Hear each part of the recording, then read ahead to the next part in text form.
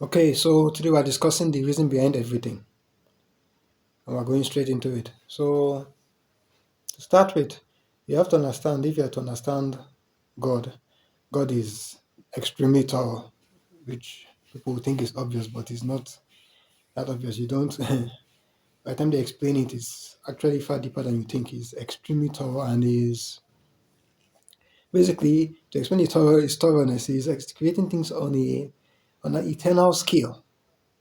And eternity is not what people think it is. Eternity does not mean that he's not going to change his mind. That is not what makes something eternal.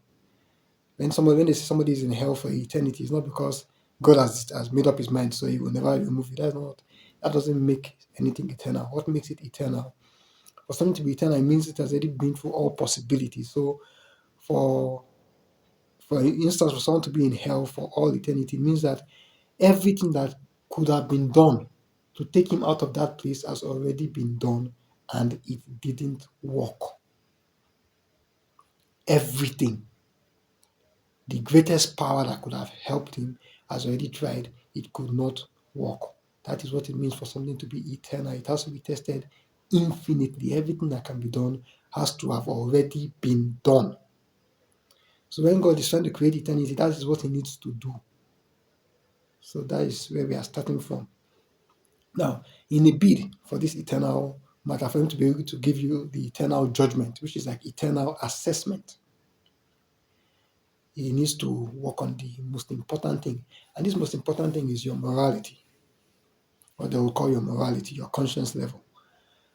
When they were saying that this is actually not just who you are, this is the measure of who you are. This is what's supposed to determine everything about you. If you want to create a fair society, this is what's supposed to determine everything. This thing I'm going to do, this morality level is supposed to determine your degree of intelligence, supposed to determine your social status, supposed to determine your degree of beauty or ugliness, supposed to determine your reputation. So now this empathy level, this conscience, this morality is like your empathy level. How much, how selfish you are or how selfless you are, your degree of selflessness.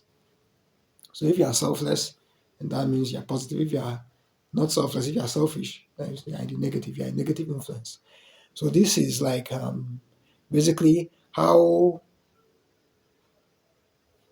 much are you willing to deprive yourself or sacrifice yourself in order to do the right thing? And how much are you willing to sacrifice the right thing in order to benefit yourself? If you are willing to benefit yourself at the expense of the right thing, it means you are a negative influence. If you are willing to sacrifice yourself in order to do the right thing, it means you'll be a positive influence. It means that positive influence is guaranteed because anybody can do the right thing on a neutral level. But if you are willing to even to the point that even if they say we will destroy you and things that are important to you, if you do this thing and you say I will still do it, then it means it has gotten to the level of guarantee. You can say I'm getting to the level of possibilities. Because everything that can be done now to stop you from doing that right thing, we are beginning to get there. You and what is everything that is important to you, your family and everything, you say, yes, the right thing, righteousness is more important than me and my family. I will sacrifice me and my family in order to do the right thing. If you sacrifice you and your family to do the right thing, what else will you not sacrifice? If you sacrifice the important things that are important to you, is it things that are not important to you that you will not sacrifice? So you're taking it to the extreme. And if you are willing to sacrifice something as important as righteousness, that is the solution to all problems in favor of yourself, then what else will you not sacrifice in favor of yourself? Because people don't understand what righteousness is. They keep on thinking that their family and their children is more important than righteousness. So they are very, very willing to sacrifice righteousness for their children. And heaven is just laughing. You don't know what they are doing. The only reason why you like that child or that mother is because that child has righteous aspects. If that child was a negative, purely negative being, you will not be able to live with that child, no matter how much you think he is your child. It's because that's why there are people that have killed their parents, they have killed their fathers. There are people that have killed their mothers. There are people that don't want to see their father, don't want to see their mother. Because the father was not a righteous person, was a negative influence. So that righteousness that you are despising in favor of your child, if God was to really kill the righteousness the way you feel you are willing to kill righteousness, it means that the righteousness in your child too will be killed. So there will be no righteousness. then you show me how much you love that child when that child is purely a problem to you. You show me how much you'll be able to live in the world when the world is only full of problems, because righteousness, you have killed it. You said it, I would rather lose righteousness and keep my child. Your child will not be a problem to you. Your child will be raping you, your child will be stabbing you, your child will be the worst kind of things you can imagine. It is your own that child will be, because the righteousness has gone. So when human beings are even thinking about the choice between righteousness and themselves or their family, heaven is just like you have no idea what you're doing, and that's what actually creates hell. Since you chose yourself and your family over righteousness, when they take you to the world that they will create for you, there will be no righteousness there. Your family will be there, but there will be no righteousness. There will be no righteous person. There will be no righteous deed. There will be nobody that does the right thing. Everybody will just be doing his own thing. Wicked, wicked, wicked, evil, evil, evil deeds. Then you show yourself how valuable your child is over righteousness. So this, I went a bit off, but yeah. So this empathy level is what determines if you'll be a positive influence or a negative influence. So your empathy level is superior to everything else. If you have a high empathy level, your conscience is really working. Even if you're born into a terrorist family, you will still be a positive influence. Because when you are in that terrorist family and they're going to go and destroy a village, they say, we're going to kill everybody. You say, no, no, no, let's just kill the men. We're going to kill the women and the children. They say, okay, we're going to kill all the men, but okay, then we'll rape the women. You say, no, no, no, why should we rape the women? These are infidel women. These women are not holy women. They are not worthy of our bodies. It's not that you don't like women, or it's not you do not see a fine girl there, but you will not do it in that context. So you keep on trying. You will not sleep with her or have a relationship with her in that context by force. So you keep on bringing up measures to tone down the amount of evil that is being done. And if you're a negative influence. If you're a, po- if you're yes, as if you're a positive influence. And if you're a negative influence, even if you go to a monastery, even if you become a priest or an imam or a whatever good humanitarian, in that humanitarian work you are doing, you start looking for how to siphon money. You start looking for how you don't have to make so much sacrifice. The people don't have to be given the best quality food. You can reduce the quality of food and save. You start toning things down. So you always be a negative influence. So this is what is trying to establish, and this is actually what he has established. So your life on earth now, he already knows these things. It is because he knows these things that he can determine when you should be born, the kind of family you'll be born into, the kind of circumstances you'll be born into. So your life, yeah, because your life on earth is not the life you want. You don't get the life you want. You get the life you need in order to create what you want. So, for example, let's say I say I want to be the greatest athlete of all time. I, if I'm saying it on that level from before I came to the earth, of course I don't know. I'm just saying it as my dream. I don't know what it's going to take to become the greatest athlete of all time. So by the time I'm born, by the time God needs to help me achieve that goal of being the greatest athlete of all time, I'll be born to an extremely disciplinarian father. Then he will coach, coach, coach, coach, force me, or he will instill in me certain traits, and I'll go somewhere. But all those things are happening to me so I can shape me into that thing that I wanted to be. So yes, I never planned to be under such restraints, so caged, under such a rigid father. But that rigid father is necessary for me to become what I want. So you have your life is what you need to become what you want. It is not what you want directly. That is why there are many things in your life that do not change. When you get to the unanswered prayers, there is in the thumbnail. Those are some of the causes. That your priority, what you really want, what you want to achieve at the end of the day, there are things that contradict it. So like maybe I want to drink ice cream. I want to have my time. I want to have my spare time to go and play with my friends. I want to be able to play for 6 hours. My father only permits me to play for 30 minutes because of that goal. So it is my own desires that is creating me in this place, creating these circumstances that force me. That's why he says you should guard your heart with all diligence. Your heart is your priority, what you prioritize. It shapes your circumstances. Out of it flows the issues of life. Out of it flows the circumstances of life. So your priority, what you prioritize, is what will create the circumstances that cage you, to force you to develop the attributes that will help you to become that thing. I hope it's clear enough. I went a bit technical, but simply put, what you really want supersedes your priority supersedes your desires. So there are many things you want in life, but because they contradict your priority, it cannot happen. That's what happens with prayers. When some people pray for money and they don't get the money, it's because what they really want, if they got the money to interfere with that plan, with the you becoming that thing. So now this thing you're going to become is not about you becoming rich or you becoming a pilot. What they are still really trying to do is to shape you into this moral position that you already believe in, already agree with. Before our life on earth, you existed perfectly. You have to understand that you existed perfectly before you came here on earth. This earth life on earth is so that in a way is you already exist. This is already what you want. So your life on earth is to create circumstances to help shape your character into that moral position.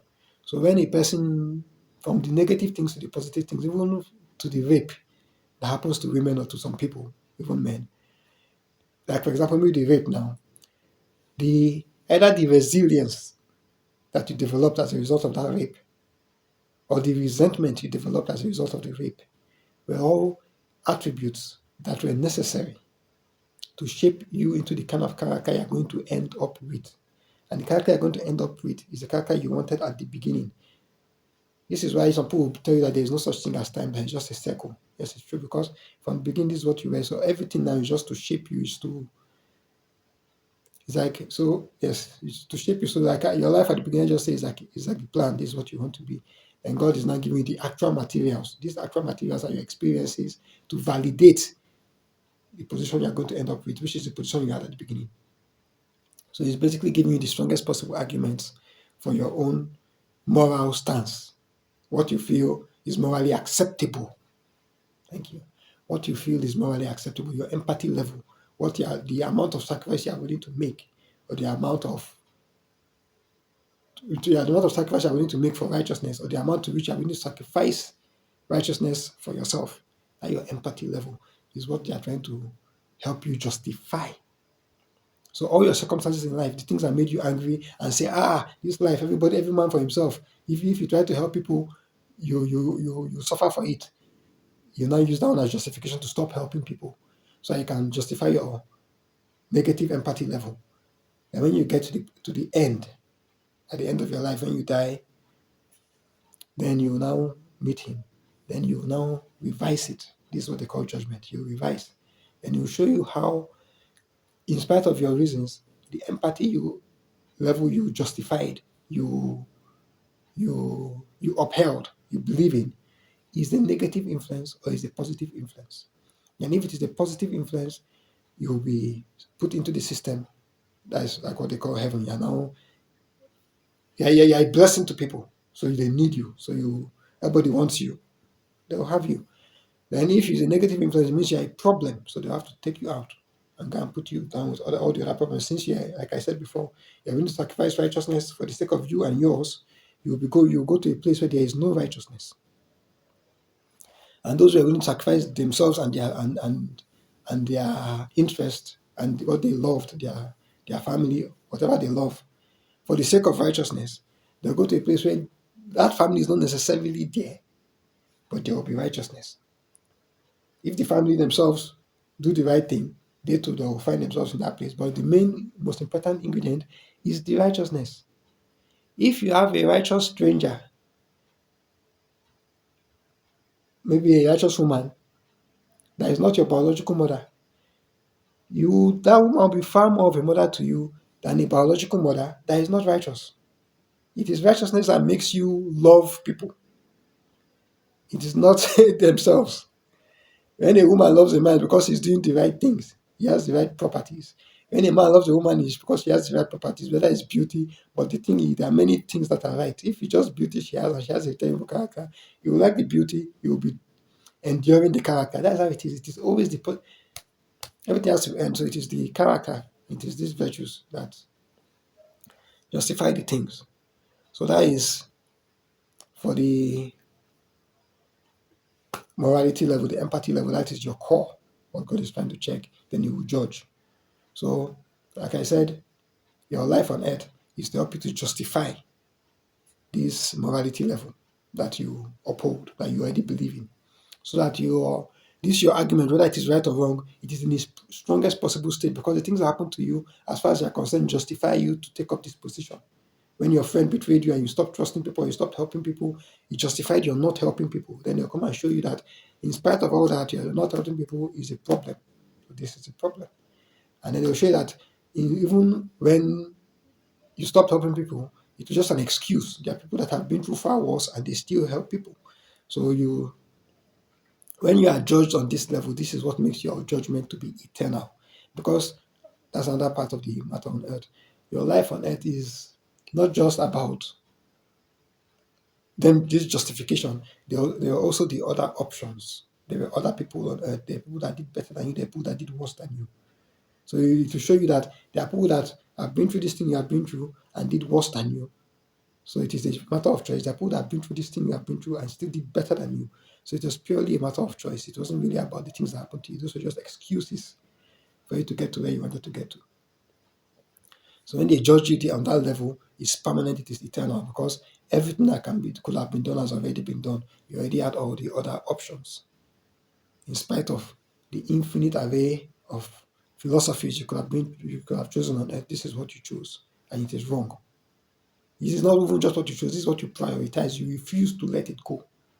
You held on to it. Every other argument came, you kept on pushing it away using the confirmation bias. So this is who you are eternally. That is one. Then I've spent a lot of time on this. So now we'll go into that is about the life and the judgment. Then the priority overriding desires. That also addresses the unanswered prayers. Like I said before, when you pray for something and you don't get it, it's usually because your priority, what is the most important thing in your life, it contradicts that other thing that you want. So what you want, all the things that you want, they must agree with what you prioritize for them to be permitted. So, for example, when I was younger, when I was still practicing Christianity, the way it is, biblical Christianity, traditional Christianity, before God started correcting things. Because at first I thought we were just going to enhance and keep on pushing the Christian faith, like everything. Then I didn't know at that point in time, he was trying to tell me quietly, but I didn't understand. I just kept on pushing. But for example, at that point in time, there was a time we were in church, they were praying for people. The pastor was praying. By the time they got to me, he was praying for one woman. He even mentioned the amount of money she's going to get. Of course, we were at that point in time, we were all a bit focused on money. Not I didn't prioritize it, but it was very up in my mind because I was a copper. I needed money. So by the time it got to me, before it even got to me, I said, God, please respect yourself. You're always doing this thing where they'll get to me, you say, just keep doing what you're doing. You're just some kind of vague, that you don't have a problem. I say, I want to know my future. I want to know. Tell me something, please. So by the time it got to me this time, the pastor laid his hands on my chest. He was not his hands on people's head. By the time it got to me, it was on my chest. He was saying, boldness, boldness. Let the boldness come. Let the boldness come. And it's not as if I'm a cowardly person. I'm not even particularly a timid person. I'm not outgoing, but if I need to do something, I'll do it. If I need to say something, I'll say it. But it's not like I'm a talkative, but I didn't need boldness. I need money.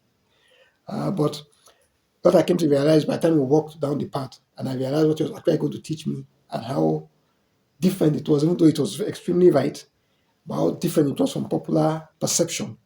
I began to understand why it was that boldness he was giving me. And even the bonus, I came to realize that the bonus was not even bonus as in bravado. It was actually more of the evidence he was going to give me to back up that unpopular position that I needed to take if the things were going to be fixed, if the world was going to be fixed. She tried to show me that the reason why the world cannot be fixed is because the popular position we have is not fixing it. And everybody is still standing by that popular position. So the correction is unpopular, but it is right. So I have to stand my ground. So that was so because my own priority was to do his will over getting money. That is why, in spite of me thinking I wanted money as a desire, my priority overrode it and was giving me what I needed to become what I really want, which is to do his will. So that's how it works. So there are many of your desires that cannot come to pass because your priority is interfering with that desire. That goes too for like the transgender people. Let me discuss that since I mentioned it in the thumbnail. When you see a man that thinks he's a woman, what really happens, like I've been trying to explain, your own life is you that shaped it. Your life is a consequence of your own choices. So, for example, when you have the priority that is the most important thing to you, what you consider the most important, then you have important things, then you have less important things, then you have unimportant things. When a person is gender confused, it means his most important thing that he has chosen tends towards the masculine for a man that thinks he's a woman. And then the other important things tend toward the feminine. That's why it is very, very easy. He has that serious conflict. So the most important thing makes him a man because it tends towards the masculine. So it has to be prioritized. But these things, because they are also very important, they are important things, they are not unimportant things. They tend towards the feminine. So he knows that he has these things that are important to him. And those things make him feminine. So when he tells you that he's a woman, he's actually being quite sincere. It's not like he's trying to just be difficult but those things are still not more important than this thing. If we were to do the sex change, by the time he went far into it, he realized that what he broke was more valuable than what he fixed. So that is where the confusion for them really comes from. Because they are feminine, the things that their desires that tend toward the other sex are very high up. For most men, maybe the things that you desire that tend towards the other sex will be very low down. I told you there is most important and there are important, and there is less important and there is unimportant. Maybe for most mainly men that you know it to be their own maybe feminine sides will be unimportant things.